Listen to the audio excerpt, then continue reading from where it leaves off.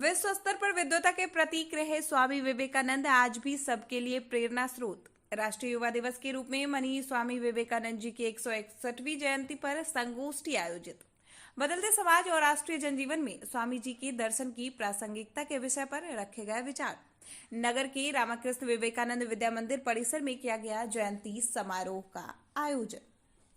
राष्ट्रीय युवा दिवस के रूप में मनाई जाने वाली श्री विवेकानंद जयंती पर नगर के रामकृष्ण विवेकानंद विद्या मंदिर में बदलते समाज और राष्ट्रीय जनजीवन में स्वामी जी के दर्शन की प्रासंगिकता के विषय संगोष्ठी आयोजित की गई। इसमें मुख्य अतिथि के रूप में नगर निगम की महापौर गरिमा देवी सिकारिया थी, जिन्होंने कहा कि महज 39 वर्ष के अल्पायु जीवन काल में ही स्वामी जी ने भारतीय अध्यात्म और दर्शन से ओतप्रोत अपनी बौद्धिकता और दिव्य ज्ञान के बल पर भारतीयता का लोहा पूरी दुनिया से मनवाया था। युवावस्था में ही विश्व स्तर पर विद्वता के प्रतीक रहे स्वामी विवेकानंद जी की जयंती हम आज भी सभी के लिए प्रेरणा स्रोत है और विशेषकर आप विद्यार्थियों के लिए प्रेरणा स्रोत है।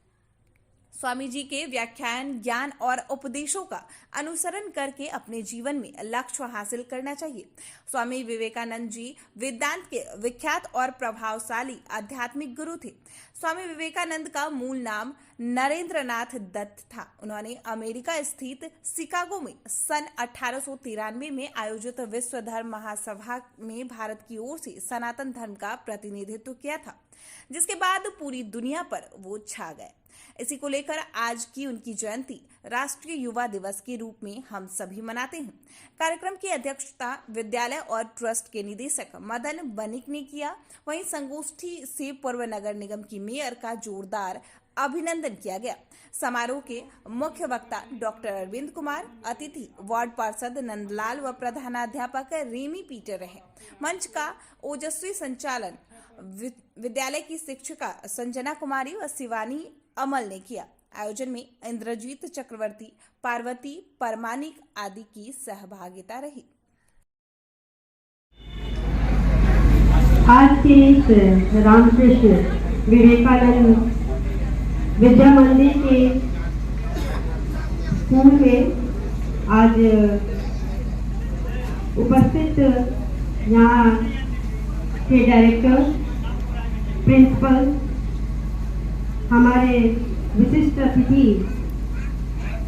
जो डॉक्टर अरविंद जो आए हुए हैं, सभी यहाँ के टीचर्स, जितने भी बच्चे हैं, मैं सबका हार्दिक अभिनंदन करती हूँ, स्वागत करती हूँ और आभार व्यक्त करती हूँ कि आज इस राष्ट्रीय युवा दिवस में जहाँ हमारे महान श्री स्वामी विवेकानंद जी की जयंती समारोह है, आप सबों ने मुझे ये बुलाया, एक अवसर दिया आप सबों से मुखातिब होने का।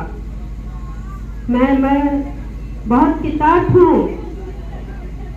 सर अरविंद जी का कि उन्होंने जिस तरीके से मुझे एहसास दिलाया कि मेरी पहचान क्या है। गरिमा सिकारिया बेटिया की गरिमा बन गई है, ये मुझे भी एहसास नहीं है।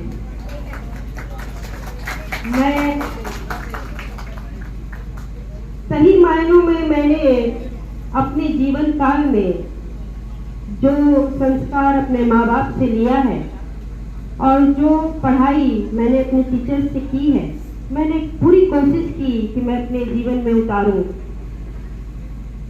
और आज जब मैं किसी भी सभा को संबोधित करती हूँ, जैसे कि आज स्वामी विवेकानंद जी की जयंती है, तो हमारे महान गुरु अध्यात्म दर्शन और विश्व पटल पे भारत को पहचान दिलाने वाले युवा शक्ति ने पूरी कोशिश की कि भारत का अस्तित्व बना रहे। उनके दर्शन शास्त्र को जिस तरीके से बाहर के देशों ने अपनाया और भारतीयता की पहचान की, उसको अपने जीवन में उतारना बहुत जरूरी है। आज का जो प्रासंगिक विषय है कि आज के बदलते समाज में ये इनका मूल मंत्र जो इन्होंने दिया था कि राष्ट्र की युवा शक्ति को अपने बहुत ऐसी घटनाएं रही 2017 के बाद से कि जिसे मुझे पता चला कि मैं राजनीतिक परिप्रेक्ष्य में आ गई हूँ।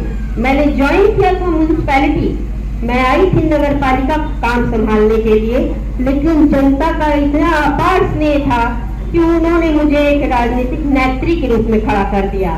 तो उसके बाद मुझे उस संघर्ष के दौर से गुजरना पड़ा, लेकिन मुझ में इतनी शक्ति थी, मेरी आत्मशक्ति थी, ईश्वर का बल था, आप सबों का आशीर्वाद था, परिवार का सपोर्ट था कि मैं उस संघर्ष करके निकल के यहाँ तक आई हूँ।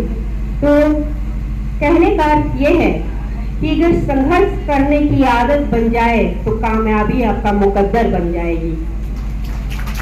आप बच्चों को मैं खास तौर से बोलना चाहूंगी कि जिस स्वामी विवेकानंद के बारे में इस जयंती समारोह को आप मना रहे हैं, उसके अर्थ को समझिए और उसको अपने जीवन में उतारने की कोशिश करिए। कोई भी व्यक्ति आइडल नहीं हो सकता और परफेक्ट नहीं हो सकता। परफेक्शन आपको अपने आप में खोजनी पड़ेगी।